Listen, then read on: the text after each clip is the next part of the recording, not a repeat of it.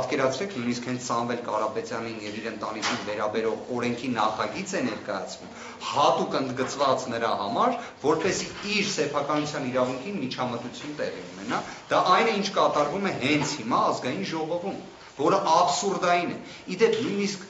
մարդկային արժեհամակարգի տեսանկյունից այ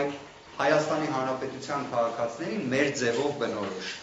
Ես կարծում եմ աբսուրդային է, որ մարդը լինի կալանավորված ու այդ ընթացքում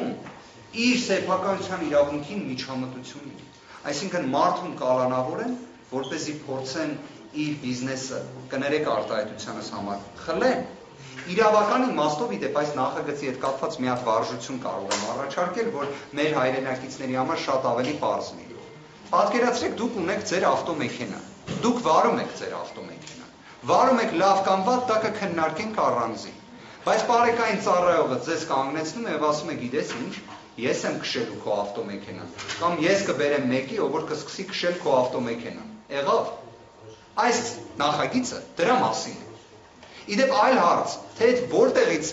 ներկա իշխանությունները որոշել են, որ իրենք ֆանտաստիկ կառավարիչներ են։ Կարծում եմ բոլորս շահագրգռված կլինենք, որ իրենք լինեին ֆանտաստիկ կառավարիչներ, բայց այն բոլոր ծրագրերը մասնավոր պետություն համագործակցության շրջանակներում, որոնք այս իշխանություններն են իրականացրել, կարծես թե նվազագույն կառավարչական այդ մակարդակը չի պահպանվել։ Գործընկերներից շատերը խոսում են Ալիֆի մասին եւ այլ, չէ՞։ Իդեպ երբ հեծի մասին են նաեւ խոսում, այդ կոնտեքստը, հա, քանի որ այդ հարցին էլ եմ ուզում վերադառնալ, թե ինչի համար Սամվել Կարապետյանը կատարեց այդ հայտարարությունը եւ այլ։ Դրանք բոլորը վիճակագրական, իրավական տվյալներ են։ Հանրային ծառայությունները կարգավորող հանձնաժողովը, որը այս ոլորտի վերահսկողն է, հեծի գործունեության մեջ, այսպես ասած, էական որևէ թերություն չի տեսել։